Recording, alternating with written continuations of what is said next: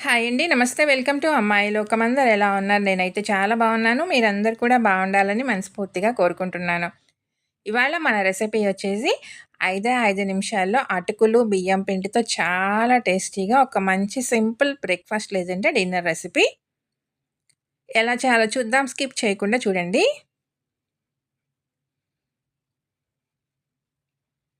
ముందుగా మిక్సీ జార్‌లో వచ్చి ఒక కప్పు ఇవి లావటుకులు తీసుకున్నామనమాట.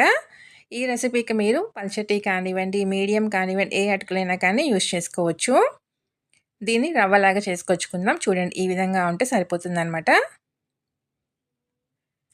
ఇప్పుడు దీనిలో ఒక కప్పు బియ్యం పిండి తీసుకుందాము. తర్వాత ఒక చిన్న సైజు బంగాళదుంపని ముక్కలుగా కట్ చేసుకొని వేసుకుందామండి. ఇది పచ్చి బంగాళదుంపేను, ఉడకబెట్టింది కాదు.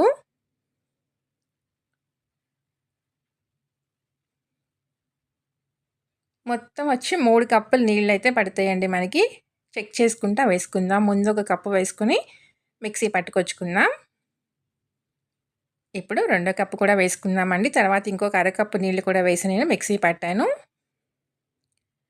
దీన్ని మిక్సింగ్ బౌల్‌లోకి మార్చుకుందాం. మనకి కన్సిస్టెన్సీ మరీ గట్టిగా ఉంది కాబట్టి ఇంకొక అరకప్పు నీళ్ళు కూడా పడతాయండి. చెక్ చేసుకొని వేసుకుందాము. రుచికి తగినంత ఉప్పు, ఒక టీ స్పూన్ జీలకర్ర వేసి మొత్తం మంచిగా కలుపుకుందామండి. మిగిలిన అరకప్పు నీళ్ళు కూడా ఇక్కడ మనం యాడ్ చేసుకుందాము.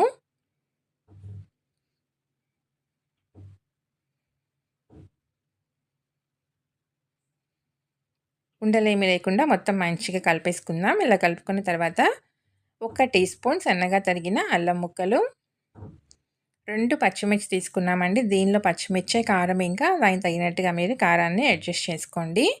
సన్నగా తరిగిన కరివేపాకు కొంచెం, సన్నగా తరిగిన కొత్తిమీర కొంచెం, ఒక పెద్ద ఉల్లిపాయని సన్నగా తరిగి పెట్టుకున్నాం. దాన్ని కూడా వేసేసుకుందాము.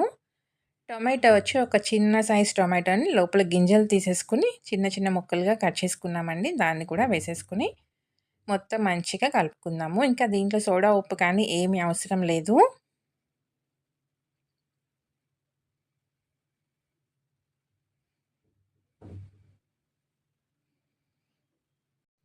కన్సిస్టెన్సీ మనకి కరెక్ట్‌గా ఉంది. ఇలానే ఉండాలి. ఈలోగా మనం కడాయి పెట్టుకుందామండి. వేడెక్కుతూ ఉంటుంది. వేడెక్కిన తర్వాత ఒక టేబుల్ స్పూన్ నూనె వేసుకొని ఒక గరిటె పిండి వేసుకుందాము.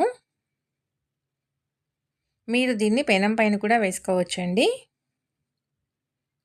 స్టవ్ వచ్చేసి లో టు మీడియం ఫ్లేమ్‌లో పెట్టుకొని కుక్ చేసుకుందాము. 2 పక్కల మంచిగా కాల్చి తీసుకుందామండి. ఎర్రగా అయితే రాదు. కానీ పైన మంచి క్రిస్పీగా అయితే వేగుతుందనమాట. చూసారు కదా! కలర్ ఇలానే ఉంటుంది. కానీ పై లేయర్, కింద లేయర్ అనేది మనకి మంచి క్రిస్పీగా ఉంటుందండి.